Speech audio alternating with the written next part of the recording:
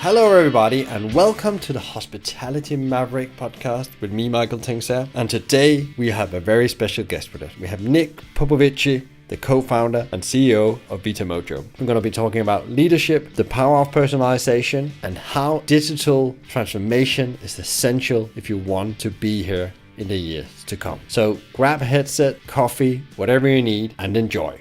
Welcome to the Hospitality Maverick podcast, Nick. It's a big pleasure to be here in the hot pepper room at Vita Mojo's head office in London. And I've really been looking forward to talking with you today because we're going to be talking about two of my favorite subjects, tech and hospitality. Well, it's really excited to be here and an honor to have been invited to speak on this show. Before we get started and dive down, it'd probably be good to know what is Vita Mojo and how do you fit into that, and how did you actually founded a business that does both, restaurant and technology, which is a quite rare breed out in the high street? I think it all started with a personal journey. My previous career was finance. One day I got sick. No one knew what was wrong with me. I went around from doctor to doctor. I ended up changing my diet, which changed my life.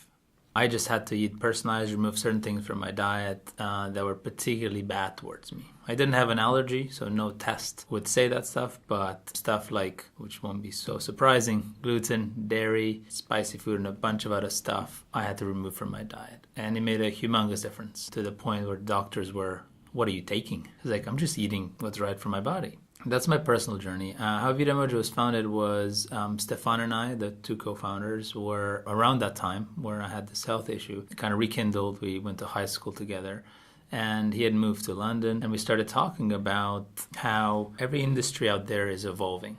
Our view of the world is that nothing is still. Everything is transitioning from one state to another. And the next state that we're all moving towards is one dominated by technology. So even the most traditional businesses will end up being a tech business if they want to be successful. We're both very passionate about the food industry, and specifically how it's not necessarily set up for the good of the planet or the good of the people eating the food. It's optimized for taste or supply chain, and it's a mass production machine. Point to mention there about how it's not good for people is the fact that if you look in the richest countries in the world, the increase in type 2 diabetes and obesity is happening every year. So we're definitely not eating right overall, and we're also wasting a lot of food, shipping stuff around the world. So overall, we saw the opportunity that the food industry needs to evolve, and we wanted to be that bridge to help restaurants evolve from kind of the old industrial model of mass production into kind of the future that we saw. So you decided then to do the restaurant first, or did you decide to do the tech first? Was the chicken and the egg, I guess, in a way? Because I agree with you what you're saying, that the world is transitioning, and there's a lot of industry that have already moved into become more digital. But we definitely, in the restaurant hospitality sector, we live in maybe it's a bit harsh to say, but sometimes in the dark ages when it comes to the way we do things and approach businesses. Chicken or egg question. It's a difficult one because our vision was that software would have the biggest impact. And so we started with software. We converted my kitchen into delivery kitchen to test out kind of the software and how it worked. But our lack of experience in the hospitality sector was A, laughed at by people we're talking to, and B, was quite reasonable. We thought we had this big ideal how we're going to change the industry with technology, but didn't really know the ins and outs of the technology. So we started off with the idea of building software, but quickly realized that we don't know what really we're doing. So then we ended up opening these restaurants to basically learn about the industry, embed ourselves in it, and build software around the real problems we experienced day in and day out, as opposed to sitting in an office building some software and then going, hey, this is going to change your life. Which came first, I still don't know. The vision that I explained above is what came first, the idea of transitioning and being that bridge for restaurants. And I guess we went restaurants first. 4 years later that we've gotten the experience, the breadth, and have built a great product, we're now starting to focus on the software. So how many units or stores do you have, and where are you based? We have three restaurants. They're in the central of London, so by St. Paul's, Bank, and by Spitalfields. 3 we thought is the perfect number that allows us to understand the challenges chains have. our interest has been to sell not only to independents but also to larger chains, because we think the biggest impact we can make in the world is through working with people that already have large networks of restaurants. The problems you have, and I'm sure many of your listeners maybe know this, the problems that you have when you have one location versus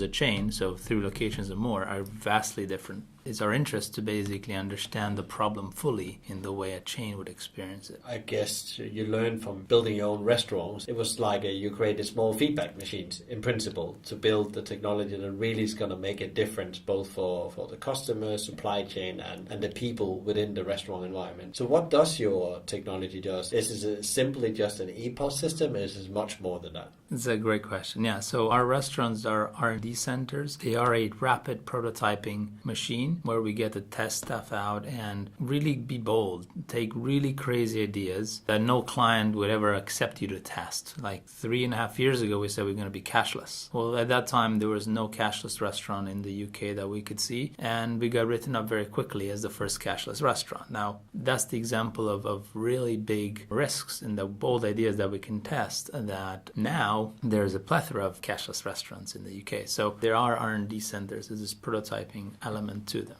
In terms of what the software does, and this is kind of maybe going back to the concept of what we see the role of technology, there's 2 parts of our software. First is what the diners see. So this is what we call the diner interface. And the second bit is the restaurateur's interface. So this is what everyone in the restaurant sees, operates with. And these 2 kind of subsets of products behave differently, have different stakeholders, and they optimize different things. Right now, in most restaurants, what you have is a analog experience. So you usually see a printed menu either on the wall, on a board, or on a piece of paper that contains anywhere between 60 to 200 items. It really depends on how big the restaurant is and the style of restaurant. You're presented as a diner with a challenge of figuring out what to eat there. Sure, if you've been there many times, you probably already know what your favorite is. But if you come for the first time, you have this massive amount of choice and no real color. How it's cooked, where it comes from, what's in it. What is it about it? How do I make that decision about what to eat? So the first thing to focus on the diner is giving them a personalized experience. First and foremost is helping them kind of reduce choice. Second of all is providing them with transparency and control about what they eat. The control element is an interesting one. The way we see the world evolving is away from mass production, away from kind of centralized, standardized products into personalized products. I believe one of your previous guests talked a lot about personalization in the restaurants, and we totally agree with that. So what we focused on here is, again, with this bold mindset, let's do full personalization. So not, kind of pick what protein and sides you want, but how far can we take this idea? And we took it as far as personalizing food by DNA. So if I step back a few steps from there, what does that mean? So we intrinsically were all different. We all have different heights, genders, lifestyles, DNA. You will have had a big breakfast.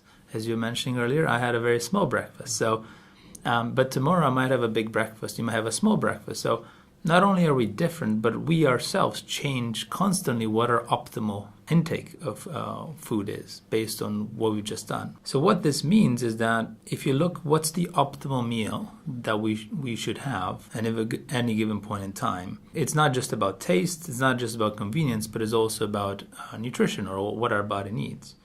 At the intersection of those 3 kind of vectors is full personalization, which is quite daunting and complex. You would almost need a personal chef, a private nutritionist, and using a bunch of Fitbit, Apple Watch to quantify a lot of the stuff you've done. And that service exists. If you look at top athletes, so Formula One drivers, to give you an example, tennis players, they actually have that. That's how they eat and operate. They have this fully bespoke, personalized eating experience. So our goal on the diner side was to see how far can we take this and be profitable and do this in a commercial way, not in I need a private chef, I'm going to spend 150,000 pounds a year to get this product. It's a lot easier to understand if you go to our website, vitamojo.com, and try to place an order. For the diner, what you see is a platform for you to fully personalize your meal. It starts with choosing tastes, maybe things that you fancy or don't fancy, and then moves into your ability to control the quantity of anything in your basket. So instead of having one large menu and you choose, I'd like a salad or I'd like a chicken and sweet potato mash meal, we broke down the menu into small Lego blocks, and you end up kind of selecting those blocks and creating the meal that suits you best for your taste. Then the next step is adjusting the quantities. I want more chicken, I want less sweet potato mash. And in that process, giving diners the transparency and control to make better decisions. So we showed live calorie information through that journey. We showed the how many of 5 a days, or the grams of protein in it, or whatever the operator, for example, would want to set up. It could show sustainability. It could show how spicy it is. It would basically, it's a dashboard that helps diners make better choices for who they are. To put it all together, we build a platform for a diner that is about transparency, about control, and about personalization. We believe a personalized experience and a personalized meal is vastly superior and desired than a mass-produced one. Then it operates like an operating system through the whole restaurant, because that data changed the whole way of how you would operate your business in a way. And we all know that personalization is already becoming a bigger thing. We can see how we shop on Amazon and how they have taken the whole personal journey where it's so easy to order, and they suggest things for you like machine learning and so on. So I guess that all goes back into the operation, and that helps designing an operating system that fits not just the cookie cutter consumer, but you as an individual, and thereby you build trust with that customers, and they become long-term ambassadors for the brand or the food brand that decides to integrate your technology. Absolutely. I mean, you said it better than I could. Absolutely. We're not just an EPOS. We have an EPOS, but it's a lot more than that. It's an operating system, as you said. And it touches from everything from what the diner sees, so this digital menu from ordering food in store. So instead of a paper menu, you have a digital menu. We have pre-order apps and the ability to order your food outside the restaurant to be ready when you get there, and then either for takeaway or for eat-in. And then on the back of house, and this is the second part of our operating system, is helping the operator deliver upon this promise 100% of the time.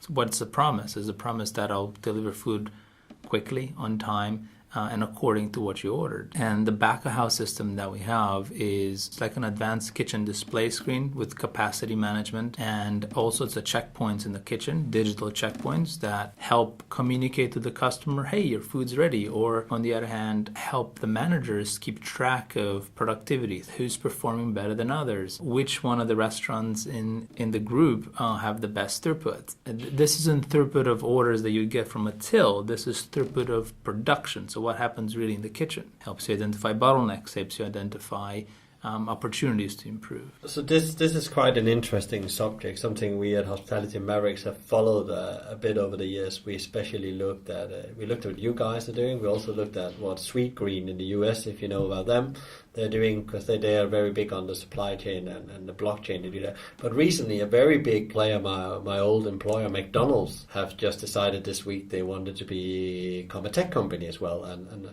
acquired a decision-making tool, Dynamics, to help the consumers become more personalized, to do more personalized decisions in drive-thru and inside stores and stuff like that. If they set the standard for what restaurants should become part tech company now, do you think that that's where the industry is moving, or is that only for the big players out there that will do moves like this? It's amazing actually to see the McDonald's acquisition. I think they paid over $300 million for dynamic yield. And you're right, they are making a big statement and a big step forward by acquiring a company to prevent their competitors from getting the same service. So the evolution that we see, and this is what intuitively have been working towards, is that any successful restaurant business, actually any successful business at all in the world, will be a tech business. And I don't mean they'll have tech as in they'll have computers and some technology. They will be tech-led, i.e. the tech will be the secret sauce. If 20 years the battle was in procedures and manuals, if you've experienced at McDonald's and strict processes, the next advantage is technology does all that for you, helps you improve your processes and suggests to you, hey, you should open earlier or close later, or don't cook so much chicken at this time, or put this at the top of your menu, this at the bottom of your menu. So those kind of things, those kind of decisions that you typically used to centralize and come up with a process, a manual, and then distribute to every little restaurant in your organization, it's not the most efficient way to doing it because every restaurant is slightly different. So it's 95% good, but that 5% is the next opportunity where technology comes in and tries to push the boundary. And restaurants are low margin business, so 5% is a lot. Yeah, and that will be great for some businesses, even the 5%, because as everybody knows this in restaurants, it's going to be tougher and tougher to keep their margin. So tech now becomes a bit like the new infrastructure in a way for restaurants to take these procedures and manuals and really bring them to life, because they're often quite cookie cutter. Because what I've learned over years is that maybe you have a manual and procedures, but every location, every employee, every customer is changing that game all the time, and you're trying to fit them into that box. But what technology can actually help you with is actually allow them to have that personal touch in a way, and then you can take away the heavy lifting as well for managers and employees. Because what you do a lot of the time as a manager in a restaurant, we all know that, is you're putting out fires because you couldn't predict what's going to happen because you were basing it on your experience and gut, and that's never good in anything. So actually technology, as I see it, can actually help making better decisions and therefore become more profitable and a better place to work in the end. I totally agree with that. What's different about us is our focus isn't just on making restaurants better, but also the diner experience better. We believe there's this intersection, what we call the win-win, the intersection between something that's good for the operator and good for the diner.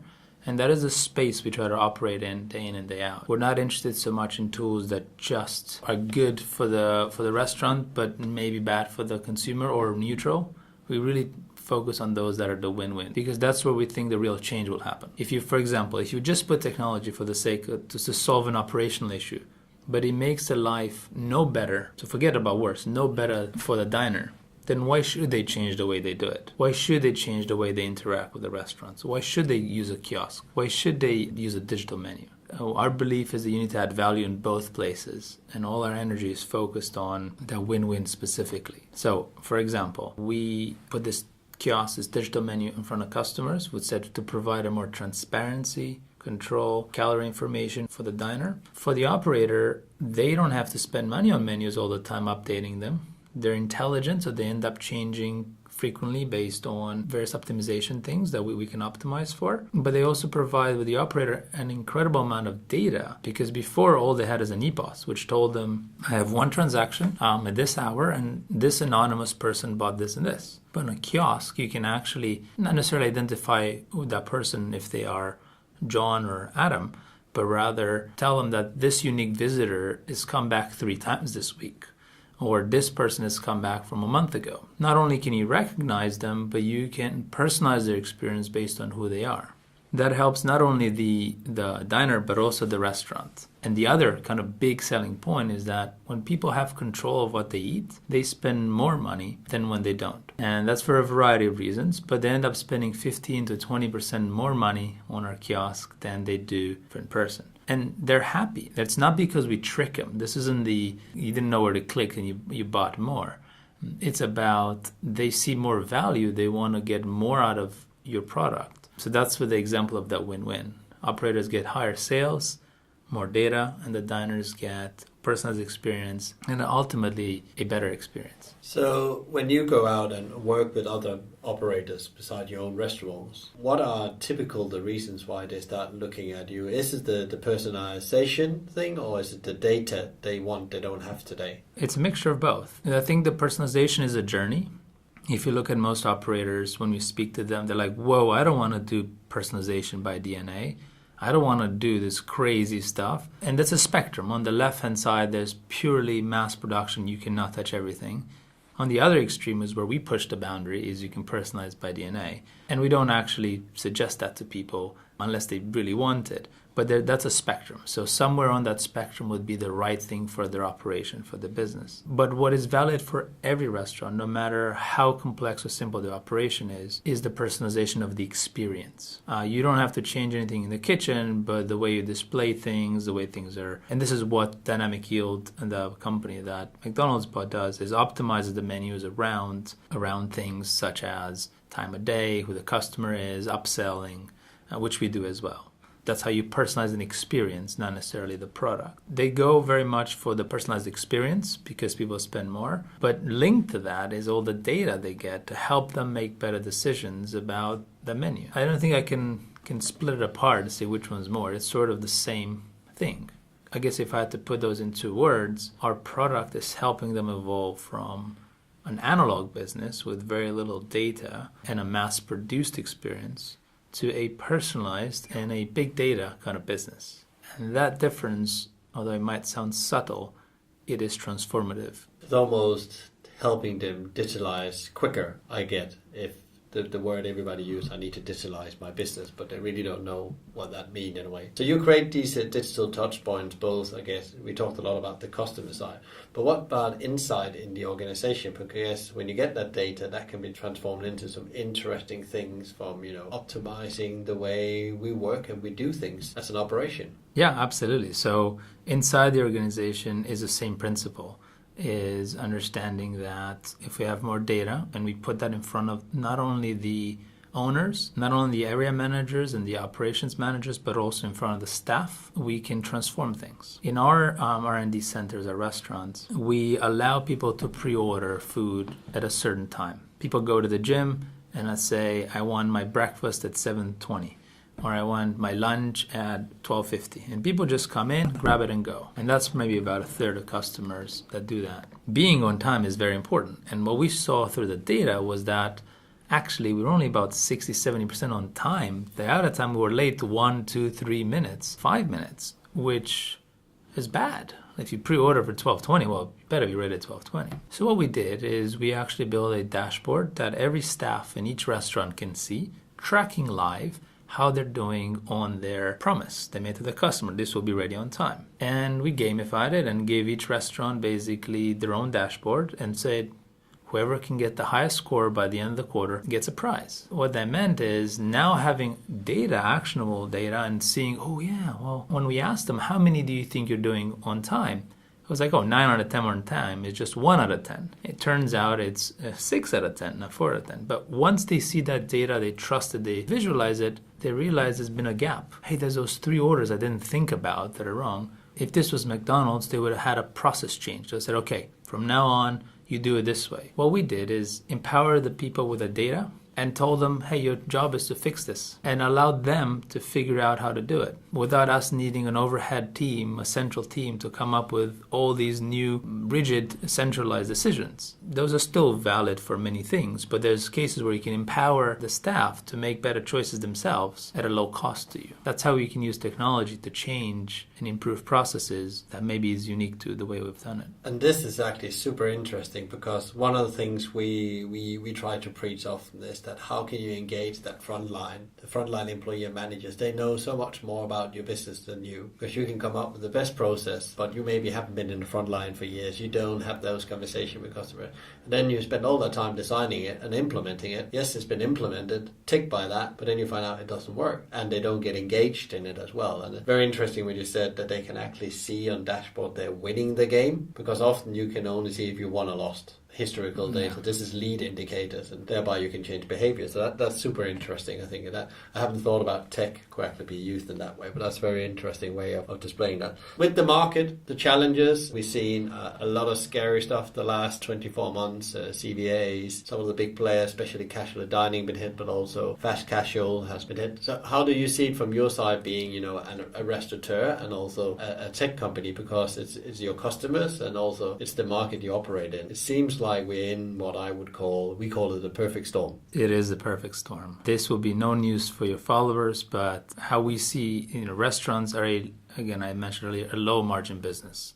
So unlike a lot of our industries, they operate on 15, 20%, 7% margin. And the other thing is about a third of the costs are staffing costs, which are basically really, really low relative to all the other industries. So restaurants are a low margin business that rely on minimum wage or just above minimum wage workers. What's happening right now in North America, so Canada, US, Australia, the UK, there's been a recognition that those minimum wages are not good enough. They're not livable wages. There's a reversion, or there's an increase in them to get them to an acceptable level. So Canada raised minimum wages twice in the last 18 months. Australia, I think it's now about $20.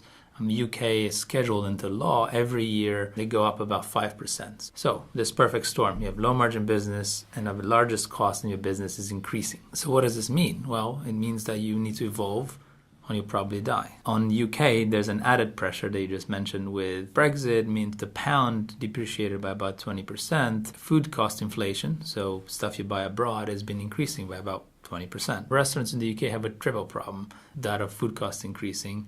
And in addition to that, we've had business rates go up in London a lot, and the number of people that are immigrating to UK has decreased. Even though nothing's happened, UK hasn't left. People stop wanting to come to a country that's about to leave. So and that's what the perfect storm is. It's happening globally, and UK has it the worst, what I'd say, which is why you've seen so many failures. That's kind of the negative side. The positive side is that this is a great opportunity to evolve.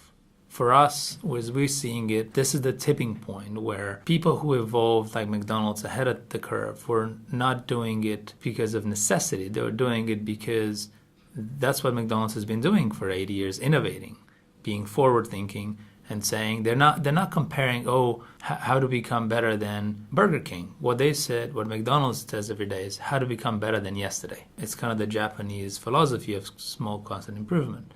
So the reason McDonald's made that acquisition is because they see tech as a competitive advantage, and they didn't want their competitors to be able to have it. So they still let that company operate in other industries like fashion retail, but in food, they're the only supplier from McDonald's.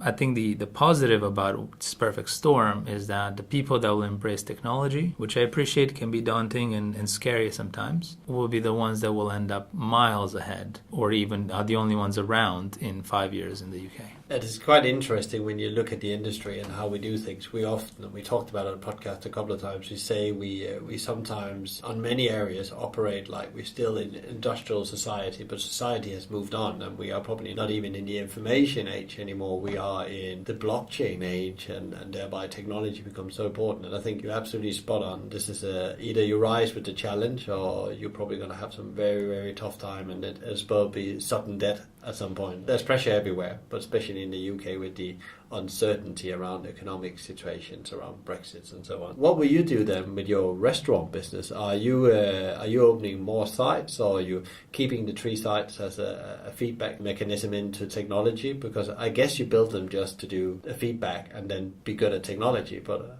do you have a dilemma there now? No, that's very clear to us. Our focus is on helping other restaurants evolve and using our restaurants as R&D centers. So there's no dilemma in our mind, and our focus is very clear. The restaurants do keep us honest. So, labor costs are going up next week. A, we inform about it. B, the whole engineering team, all our software engineers, which you could see behind us if you were in this room, they have the pulse of the market, what's going on, so they can not only talk to the customers in the right way, but build and innovate new ideas around, okay, how do we help restaurants improve labor productivity in such a way that this increase in labor costs next week doesn't kill them? Coming back to that win-win mentality, the kiosk and the digital menu that I talked about is that intersection. What we didn't talk about is not only does make customers given transparency and control, helps operator get more data and increase sales, but also it means you need less staff to be entering data into the EPOS. So they improve labor productivity. So instead of what we see with our clients, for example, they would operate 3 to 4 cashiers. Now what they've done is they have kiosks, and they operate 1 cashier and /1 cashier / for those who go for the mixed model, and for those that don't, that person is front of house. And the other 2-3 people, they either get redeployed into higher value added tasks, such as cooking food or being front of house or doing marketing outside the store. So it isn't so much that people use our technology and fire people, but it's more about, they can do more productive things. So you two go outside, get more customers. They pay for themselves. But before, they're stuck behind a till in a non-productive business. All they did is just enter data into an EPOS, which is why we don't believe a lot that EPOS will be around on a 10-year horizon. It makes no sense to pay someone minimum wage to enter data into an EPOS when the diner is willing and wants to place their own order. I think also you've seen that massive move McDonald's did, and I was part of the early days of doing the restaurant of the future, was called at that point, and there was a lot of just inside but also outside saying that will never work for McDonald's, and they have transformed the way they get their customers through, and average sales gone up as well. I know in the 15 to 20% because people now can choose themselves when and how much I want today in a way. So, and they have also reduced the amount of space from EPOS and just the maintenance cost of these systems, which can be massive for businesses. So how do you think people are going to order as we go forward? A lot of people talk about voice as the next big thing when it comes to customer engagement. I guess also from an operational point of view, we're going to go away from looking at screen and touching buttons. We're actually going to be using voice as a big thing. That is definitely something that we're looking at as well. It is not as clear cut as it is in warehouses. So this idea is coming from the fact that Amazon uses voice rather than PDAs in the warehouses, and a lot of the world is watching that. I would say right now, with research we've done, the ROI is not there. So there's a lot of other complexities that might not be apparent, such as Bluetooth connectivity, how it works, centralizing the management. So it's definitely an area that is where it's going. Whether that will work for restaurants or not, I think there needs to be more evidence before I could say that that's. But yeah, I mean, on a long enough horizon, it's probably true. But is the next 5-10 years gonna be it? I don't know. You touch also on another subject, the food costs and the whole supply chain, because first of all, we have a challenge with food in the world. We don't have enough to the amount of people we need to feed every day. Food cost is going to go up, and also the customers wants to know on the top of that, to add a bit more complexity, where's my food from? And the operator will also like to know, where's that food from when I'm hit by a food safety storm? Chipotle was hit a couple of years ago with a storm and couldn't really pin down where the issue was before very, very late, and something that hit the business quite hard, and the trust again to the consumer. How do you see that develop? That because that's a complex thing: farming, supply chain, suppliers, people moving food around. How would that work, and how do you actually support that journey? The way we support that is through forecasting, so helping restaurants forecast better.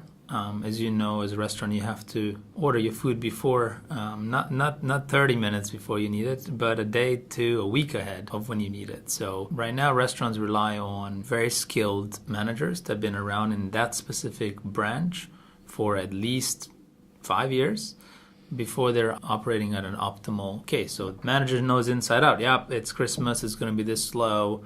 Easter started raining. They kind of have this great experience, and they're brilliant operators. But what restaurants are finding out is that less and less those people are available, and also 5 years is a long time to wait for a site to get to be fully optimal. So could they help someone that's managing that place for only 6 months achieve 98% of the results of someone who's been there for 5 years? And that's where technology comes in. So forecasting is a big opportunity there. And the other one is by having digitized the whole supply chain, which is what we focus on. So all the order placing from suppliers happens digitally. Our suppliers click a button to say, I've accepted the order.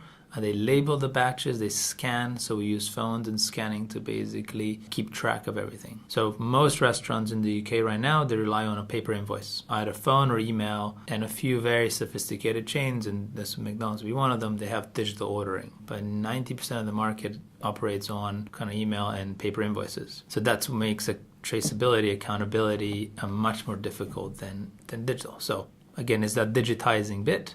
So once you digitize it, then you can apply algorithms to optimize order placing. When it comes to the consumer, they would like to buy from restaurants.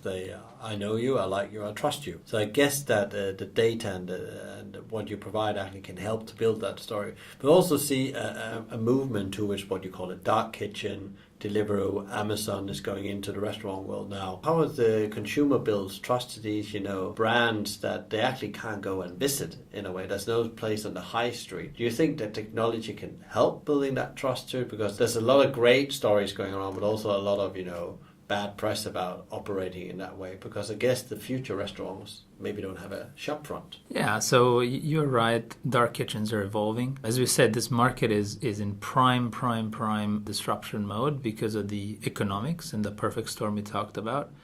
And dark kitchens are an evolution of that market. If you look at the unit level economics of dark kitchens, they're quite fuzzy, not quite there yet. But there's a lot of investment and subsidy happening from the large companies such as Deliveroo and a bunch of others. Can we build trust with technology? Will customers want it? They can't go in there. I think these are the same kind of criticism people had about Amazon. Well, I can't see the books, so why would I not go to a bookstore and buy my books? Why would I go online? But you see that with the advancement of technology, so for example, ratings. So if you go on Deliveroo, let's pick one of my favorite delivery companies, they show you a rating for each kind of those dark kitchens and customer feedback. So that social proofing gives you the confidence and comfort that, hey, look, over 100 people have ordered in the last week and they rated it 9.5 out of 10. I'm probably going to trust that the previous 100 people didn't die and therefore I'm fine. Technology can build that bridge. It didn't start off like that. There were no ratings for restaurants, but they brought them up subsequently. So I'm a technologist, but I have no doubt that the digital interface, a good digital interface, is all the customer needs to trust that business is doing a good job. We talked a lot about personalization before, and we had recently Camilla Sidwell on the podcast, which is a very big talk, a lot about this personalization. And personalization is not something that's hugely involved in the industry. And what you are actually giving them is like you're helping giving that infrastructure to do that personalization. But the interesting thing is that there's still a perception, a mindset in the industry that we know better than the consumer. We tell them what to eat, in a way. Do you think that that can be actually even a bigger blocker than it's actually more important to get the right mindset about this, and then technology maybe is just as a tool? Yeah, if you were in this room, you would have seen me smiling as you're asking the question. Absolutely.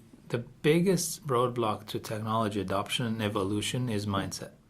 And this is what we find when we speak to operators. Some are very open-minded and forward-thinking, and we definitely see why they're successful. McDonald's is an example, but a lot of the small ones. And some are really conservative and like, no, I just need to squeeze a bit more. I don't need to do anything different. I just need to squeeze a bit more. Maybe they feel guilty, but I just need to squeeze a bit more out of my efficiency, my supply chain, my wastage, my staffing rota, and I'll get there. I don't need to do that. And that mindset is quite prevalent. And yeah, I think in a way the market, because we have restaurants, we find it a lot easier to engage and show them and bring them over and show them how it works, and they can see it, touch it, feel it, go visit some of our customers, get testimonials from them.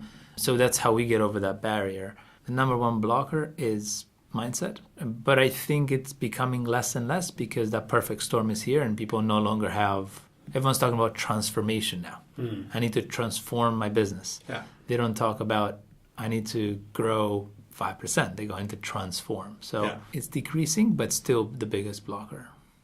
That's quite interesting. We touched a bit on Amazon and these kind of businesses, and there's a lot of, if you open the newspaper today, there's the death of the high street across the UK, and shops are closing all the time. I live locally in Brighton, haven't been in town for a day. I was there yesterday. I could actually see there was shops actually closing, and I guess this perfect storm is doing that, but it also allows the people to understand how to use personalization to open up new opportunities. And funny enough, Amazon is going on the high street, and they have, I think it's 40 sites or something they earmarked here in London just, and actually starting opening convenience stores. And you would think convenience store is a death market. 7-Eleven has pulled themselves back from that years ago. But if you approach it in a different way and actually personalize that experience, you probably, because they come with some insane data, they know more about anyone else than any company does in the world, I guess. So again, it just shows you there's just going to be a new high street, I guess.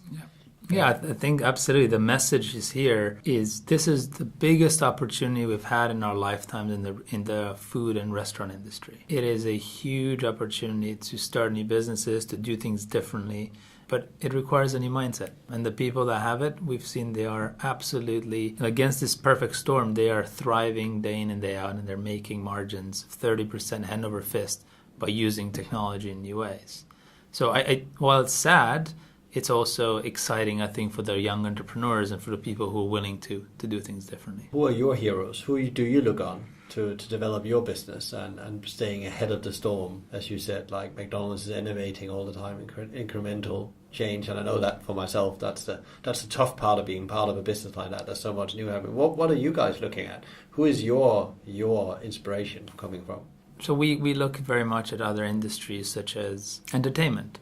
We used to watch TV and wait until the right time, maybe 9 p.m. to watch your favorite show. Now we had Netflix, where not only can you watch it whenever you want, but you can maybe watch the whole season in one go. Music evolved in a similar way. You used to listen on the radio for a song you liked, then you'd go and buy a CD, a whole album for 1-2 songs, download them, put them on the computer, then listen on your CD player, MP3 player, or iPod.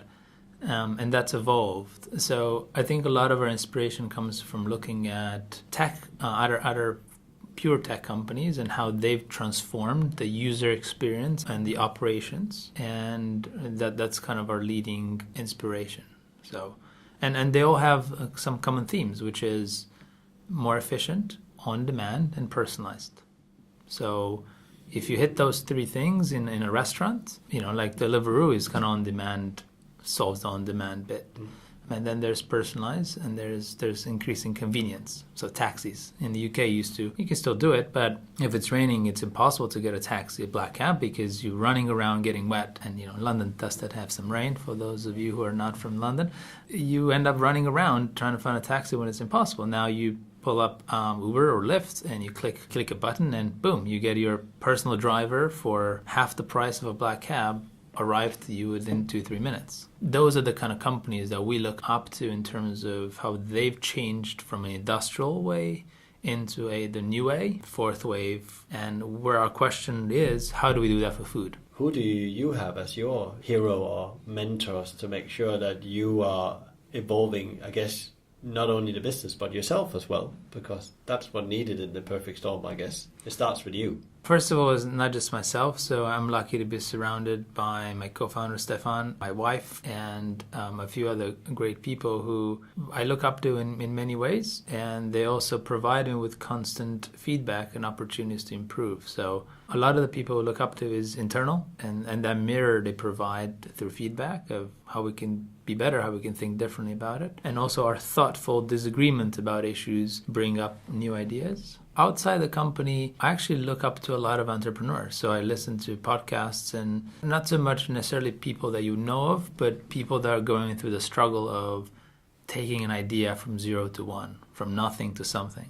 So those people tend to be, I can relate to more than, my childhood idol, which was Richard Branson. I don't get a lot of stuff out of Richard Branson today, but I get a lot out of entrepreneurs.